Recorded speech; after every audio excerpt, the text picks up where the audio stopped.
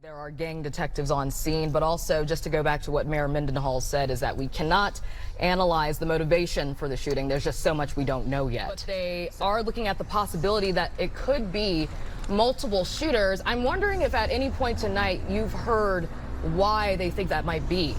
New tonight, a 6-year-old boy is hospitalized at Primary Children's Hospital after being struck by a vehicle and pinned underneath in Pleasant View. You know, it's not often that when I hear snow, I think, yum, but the mention of Dippin' Dots definitely did it for me. All of a sudden you're craving a treat, right? Absolutely. Salt Lake Bees fans didn't let the threat of rain stop them from enjoying America's favorite pastime. Utah's Weather Authority Nate Larson is live at the ballpark and has the story. No strikeouts with the weather, Nate. We've had so many viewers reach out to us about intersections along this street, including a family I spoke with in 2023. Who's had their home hit by several cars over the last few decades. When Murray High School was rebuilt in 2003, the design included the option to add on if needed. It would allow more room for 9th graders to learn. So this courtyard you see here would be cut in half. The contacts that you made in order to make this story happen, was that pretty easy for you? You are space oriented. I am, but I would also say that Utah is so amazing. I would be a total nerd in that situation too, right, Robyn? Of course. I mean, and you are, and we love it. Yes, right? Rightfully so. So what's next? There's still a lot of summer left, and you may be considering whether you want to drive or fly to your summer destination. Gas prices have gone down in some parts of the country, but what about here in Utah? What a life Officer Estrada lived. I think Detective Michelle Clough kind of summed it up best. She said, "I will spend the rest of my career trying to be half the man Eric was." The music in my head would finally make sense, right? Would you consider yourself the conductor of the weather? I wish. That's exactly what he is. Fox 13 News at 9 starts right now. 1 week after a devastating crash claimed the lives of 2 young brothers in Ogden, the community continues to rally around the Vasquez family. 11-year-old Israel and 7-year-old Jaimito will be laid to rest this weekend, but the outpouring of support shows no signs of slowing down. On Monday, Fox 13's Jeremy Toms told you about a mother who organized a food fundraiser for the family. Tonight, he follows up in our big story, showing us how that simple act of kindness turned into something much bigger. A GoFundMe page set up for the Vasquez family has already brought in more than $44,000. And tomorrow, the Knockout Cuts Barbershop will donate all proceeds of their business that day to the Vasquez family. If you want to participate in this fundraiser, it's happening from noon to 4 at 2562 Washington Boulevard in Ogden.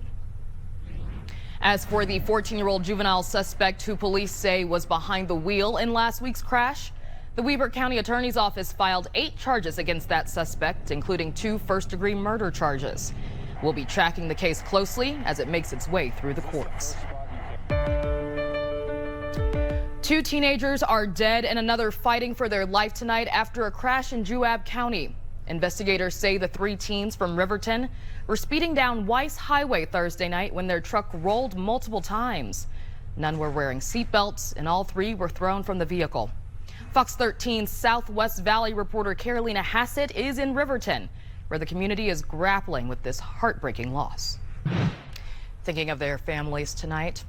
A former Saratoga Springs police officer is now charged with a felony for a shooting in October of 2024. According to the Utah County Attorney, then Officer Dean Sakona shot Gabriel Cota during a traffic stop. During that stop, officers learned the driver was being investigated for drug trafficking and was known to carry weapons. Because officers were concerned about possible weapons, they ordered Cota out of the car. After several commands, the car started rolling forward. That's when court documents say Sakona fired 2 shots with his rifle, hitting and injuring Cota. An early investigation determined Sakona's use of force was not justified because the driver didn't pose an immediate risk. Sakona is also charged with 2 misdemeanors. An investigation is underway after an officer shot someone overnight in Salt Lake City. Salt Lake City police say its SWAT team was sent to a home in the area of 49 South and 800 East to serve a high-risk warrant for drugs and weapons charges. Chief of Staff Glenn Mills says while the warrant was being served, the suspect was shot, although it was not immediately clear why. The suspect was taken to a nearby hospital and is expected to survive. The officer who shot the suspect is on administrative leave. The investigation into the incident is being handled by the Unified Police Department. New tonight, Salt Lake County Mayor Ginny Wilson is urging newly appointed Homeland Security Secretary Mark Wayne Mullen to abandon the proposed ICE detention center in Salt Lake City. Mayor Wilson wrote a letter to Secretary Mullen saying that the warehouse located at 6020 West and 300 South in Salt Lake is simply not suitable to house up to 10,000 detainees. She says she has serious concerns related to infrastructure, safety, correctional staffing, and the economic impact this could have. As we have reported, the project in Salt Lake is currently on pause as Mullen reviews all migrant immigration detention warehouse projects across the country. All right, Breck, Easter weekend, we are hoping for some good weather for those egg hunts. Are we going to get it? Oh, we're going to get it, but we'll have to contend with still some cold temperatures. I can't get you to a specialist right now. However, I can help you with setting a fraud alert on your credit report. Would you like to continue or do something? I can't get you to a specialist right now. Much like this phone call, Raylan Atkinson's current predicament can be described as playing on a loop. Please say or enter your social security number. A search to find a solution and getting the runaround. But let's start from the beginning. The IRS recommends these additional steps. This is my steps of what I've got to do, and it's just like, I need to look for a job. A dental assistant for 13 years, the mom of 8 lost her job in January. Her first line of action, rework her resume, file for unemployment, and file her taxes. Taxes are a must around this time with that many people in our family. We look forward to tax time to get over the burden of Christmas. But when she tried to apply for unemployment and then attempted to get a hold of her W-2, she found an unexpected surprise. The third page in tells me that I am going to get in trouble if I misrepresent my employers. And I look at the list, there are my 2 employers that are actually the same place. And then there are 3 extra ones that I've never heard of, nor are they where I live. So I took it upon myself to call the top one. The lady on the phone did verify that they are paying somebody under my social security number. The place is located in Bountiful. She is not responsible for looking at the taxpayer documents, the place that she does payroll for. She went to the IRS office to see if she'd find more of the same.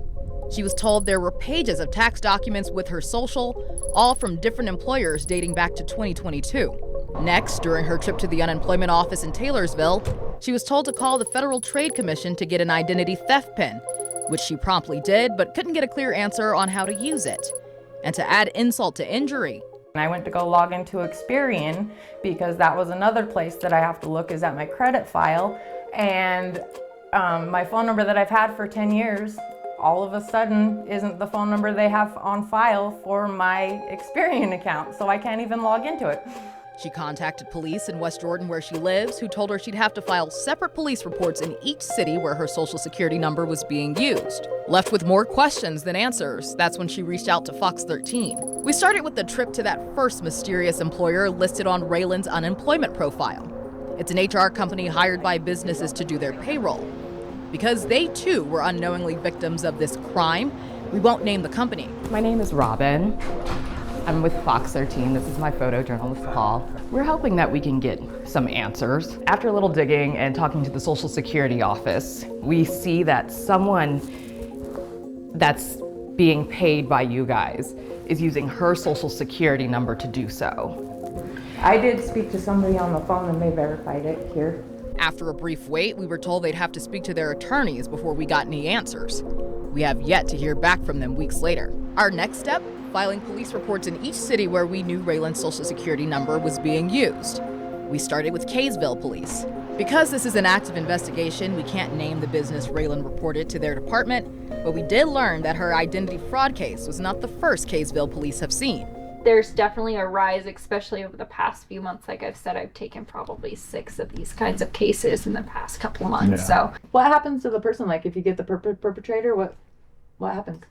So depending on where they are, if we can locate them, we can arrest them on site. We can send it up to be reviewed for charges and get a warrant for their arrest. I'm not sure what exactly those charges are. We'd have to look into it and see.